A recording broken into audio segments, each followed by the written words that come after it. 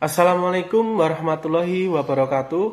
Perkenalkan, nama saya Rifki Adiwiratama dari Prodi Pendidikan Matematika semester 4. Nah, di sini pada kesempatan kali ini saya ucapkan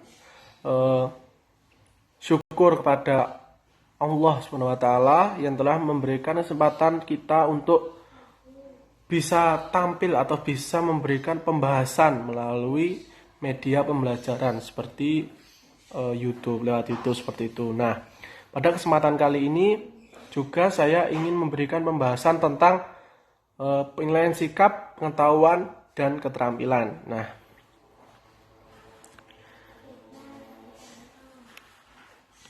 Nah, yang pertama kali yang perlu kita bahas adalah hal yang perlu diperhatikan dalam melaksanakan penilaian. Kenapa begitu? Karena kita membuat penilaian tidak boleh sembarangan. Yang pertama, hal yang perlu diperhatikan adalah 1. Penilaian diarahkan untuk mengukur capaian kompetensi dasar KD pada kompetensi inti. Nah, kompetensi inti sendiri ada 4, yaitu KI 1, KI 2, KI 3, dan KI 4. Hal yang kedua yang perlu diperhatikan adalah tentang penilaian menggunakan acuan kriteria, yaitu penilaian yang dilakukan dengan membandingkan capaian siswa dengan kriteria kompetensi yang ditetapkan.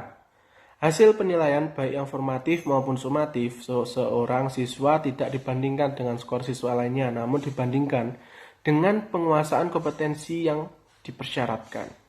Nah, untuk syarat yang ketiga, ada penilaian dilakukan secara terencana dan berkelanjutan. Artinya, semua indikator itu diukur. Kemudian hasilnya dianalisis untuk menentukan kompetensi dasar atau KD yang telah dikuasai dan yang belum, serta untuk mengetahui kesulitan belajar siswa. Nah, hal yang keempat yang perlu diperhatikan dalam penilaian adalah hasil penelitian dianalisis untuk menentukan tindak lanjut berupa program peningkatan kualitas pembelajaran, program remedial bagi siswa yang pencapaian kompetensinya di bawah KBM atau KKM, dan program pengayaan bagi siswa yang telah memenuhi KBM atau KKM. Nah, nanti hasil penilaian ini juga digunakan sebagai umpan balik bagi orang tua atau wali siswa dalam rangka meningkatkan kompetensi siswa itu sendiri. Nah, untuk pada penilaian sikap, ini beberapa cakupan dari penilaian sikap. Penilaian sikap sendiri ada yang utama, yaitu ada observasi oleh guru mata pelajaran selama 1 semester, observasi oleh wali kelas atau guru BK selama 1 semester. Nah, observasi guru itu mata pelajaran selama 1 semester itu dilaksanakan selama proses jam pembelajaran. Nah, kalau untuk observasi wali kelas dan guru BK selama 1 semester dilaksanakan di luar jam pembelajaran, baik secara langsung maupun berdasarkan informasi atau laporan yang valid. Nah, untuk penunjang atau bukan cakupan yang utama, itu penilaian antar teman dan penilaian diri. Nah, ini yang penting. Dilaksanakan sekurang-kurangnya 1 kali menjelang UAS. Oke, kita bahas selanjutnya. Nah, ini contoh jurnal perkembangan sikap spiritual.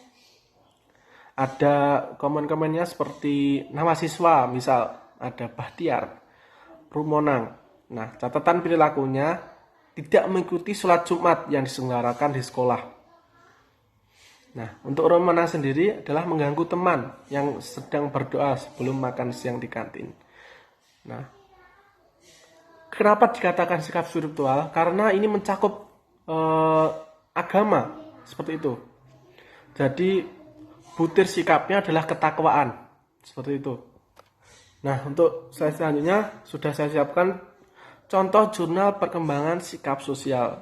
Beda dari sikap spiritual tadi, sikap sosial lebih ke rasa peduli atau lebih ke sosialnya, jadi bukan ke agamanya. Komponennya sama seperti sikap spiritual, tapi yang beda mungkin di butir sikapnya, yaitu misal itu tadi saya bilang peduli, jadi kepedulian, kejujuran, tanggung jawab, kedisiplinan, kebersihan, dan lain-lain. Pokoknya intinya yang berbau tentang sosial. Oke. Nah, contoh jurnal perkembangan sikap. Yang tadi, 2 jurnal tadi masuk ke dalam contoh jurnal perkembangan sikap ini. Nah, komponennya sama, tapi kita di sini ada tambahan untuk menjelaskan jurnal keterangan tadi perkembangan sikap apa, seperti sikap seksual apakah atau sikap sosialkah. Nah, selanjutnya ini contoh lembar penilaian diri siswa. Yang saya bilang di awal tadi tentang penunjang penilaian sikap. Ini untuk siswa sendiri. Jadi siswa diberi kesempatan untuk menilai dirinya sendiri. Sudah sampai manakah atau apakah saya melakukan aktivitas ini, melatih kejujurannya dan melatih otak supaya atau melatih pikiran. Apakah sikapnya itu benar atau tidak. Oke. Nah, untuk selanjutnya adalah contoh format penilaian antar teman. Di sini siswa diminta menilai teman-teman sebangkunya. Misal di bangku 1 ada 2 orang. Kita diminta menilai teman sebangku kita itu tadi. Jadi tidak menilai diri kita. Jadi kita setelah kita siswa tadi menilai dirinya sendiri, terus temannya diberi kesempatan juga menilai dirinya. Jadi penilaian ini sangat penting untuk meningkatkan atau memberikan informasi tentang apakah teman saya seperti ini, apakah teman saya baik, apakah teman saya melakukan ini. Nah, ini sangat melatih kejujuran sekali. Nah, untuk contoh lembar penilaiannya seperti ini. Pernyataan, nilai 1, 2, 3, oke. Selanjutnya. Nah, teknik penilaian pengetahuan. Teknik yang digunakan dalam teknik penilaian pengetahuan adalah tes tulis, tes lisan, penugasan, dan portofolio. Nah, untuk tes tulis sendiri, bentuk instrumennya adalah benar salah, menjodohkan, pilihan ganda, lisan, atau melengkapi, dan uraian. Untuk tes lisan, sistemnya adalah tanya jawab, teman-teman. Untuk penugasan sendiri, tugas yang dilakukan secara individu maupun kelompok. Portofolio adalah berupa sampel pekerjaan siswa terbaik yang diperoleh dari penugasan dan tes tertulis. Nah, di sini terdapat tujuan. Tes tulis bertujuan untuk mengetahui penugasan pengetahuan siswa untuk diperbaikan proses pembelajaran dan atau pengambilan nilai. Untuk tes lisan berguna untuk mengecek pemahaman siswa untuk perbaikan proses pembelajaran. Untuk penugasan, memfasilitasi penugasan pengetahuan bila diberikan selama proses pembelajaran atau mengetahui penugasan pengetahuan bila diberikan pada akhir pembelajaran. Untuk portofolio sendiri, sebagai atau sebagian bahan guru mendeskripsikan capaian pengetahuan di akhir semester. Nah, bentuknya portofolio ini adalah berupa barang jadi atau barang nyata. Nah, untuk isi-isi tes tertulis seperti ini. Ini contoh form pedoman persyukuran soal hurian. Nah, kita masuk ke teknik penilaian keterampilan. Pada penilaian keterampilan, kita sini ada 3 cakupan, yaitu kinerja, proyek, dan portofolio. Untuk kinerja sendiri bertujuan untuk mengukur capaian pembelajaran berupa keterampilan, proses, dan atau hasil produk. Untuk proyek, mengetahui kemampuan siswa dalam mengaplikasikan pengetahuannya melalui penyelesaian satu tugas dalam periode atau waktu tertentu. Untuk portofolio, kemungkinan di portofolio ini sama tujuannya, tapi sampel karya siswa terbaik dari KD, KI, pada KI 4 untuk meresmikan capaian kompetensi keterampilan dalam 1 semester. Nah, di sini contoh format kisi-kisi penilaian kinerja. Nah, komponennya adalah nama sekolah, kelas atau semester berapa, tahun pelajaran, mata pelajaran.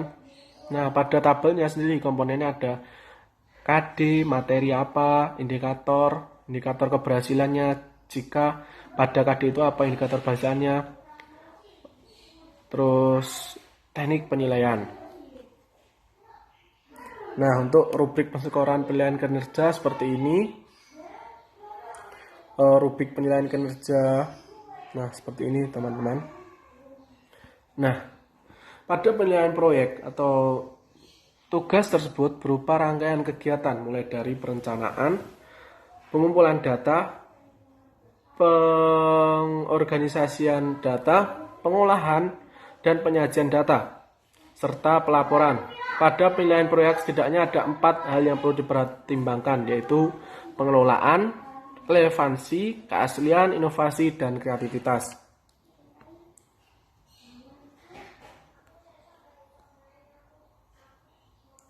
Nah, contoh kisi-kisi penilaian proyek. Nah, komponennya tuh hampir sama semua ya teman-teman. Jadi ada nama sekolah, kelas semester, tahun pelajaran, mata pelajaran, KD, materi, indikator, teknik penilaian, seperti itu. Nah, ini rubrik penskoran penilaian proyek. Rubrik penilaian proyek. Nah, pada penilaian portofolio atau tadi itu bertujuan untuk pengaplikasian nilai akhir. Nah, contoh ketentuan dalam pilihan keterampilan dengan portofolio yaitu 1. Karya asli siswa. Ini sangat penting karena pada portofolio ini nanti kita atau guru akan mengukur seberapa pemahaman siswa dalam pengaplikasian materi yang telah dialami dalam 1 semester. Nah, karya yang dimasukkan dalam portofolio disepakati oleh siswa dan guru. Guru menjaga kerahasiaan portofolio.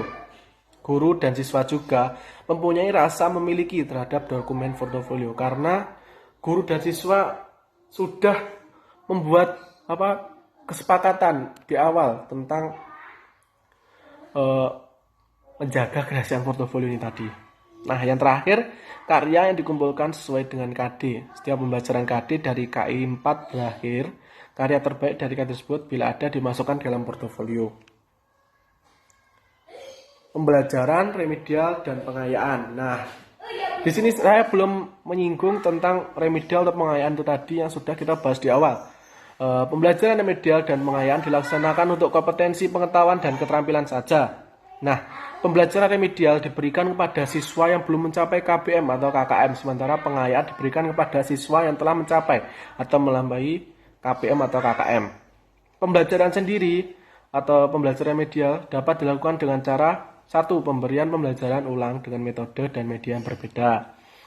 2. Pemberian bimbingan secara perorangan. Yang ketiga, pemberian tugas-tugas atau pelatihan secara khusus, dimulai dengan tugas-tugas atau latihan sesuai dengan kemampuannya. Yang keempat, pemanfaat tutor sebaya, yaitu siswa dibantu oleh teman sekelas dan yang telah mencapai KBM atau KKM. Nah, untuk pembelajaran pengayaan dapat dilakukan melalui belajar kelompok, yaitu sekelompok siswa diberi tugas pengayaan untuk dikerjakan bersama pada dan atau di luar jam pelajaran. Yang kedua, belajar mandiri, yaitu siswa diberi pengayaan atau untuk dikerjakan sendiri atau individual. Yang ketiga, pembelajaran berbasis tema, yaitu memadukan beberapa konten pada tema tertentu sehingga siswa dapat mempelajari hubungan antara berbagai disiplin ilmu. Nah, pada pengayaan ini sendiri, siswa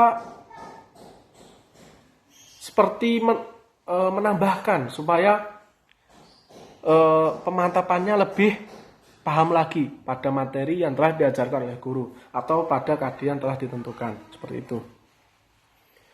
Oke, terima kasih. Sekian presentasi dari saya atau pembahasan yang saya berikan di waktu yang singkat atau durasi yang sedikit. Pada video ini saya ucapkan mohon maaf sebesar-besarnya karena saya di sini juga belajar. Kita sama-sama belajar tentang apa sih penilaian sikap, penilaian keterampilan, dan penilaian pengetahuan. Nah, seperti itu. Jika saya ada salah atau mungkin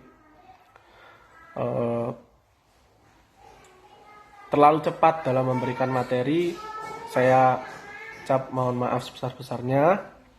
Sekian pembahasan pada pagi hari ini. Wabillahi taufiq wal hidayah. Wassalamualaikum warahmatullahi wabarakatuh.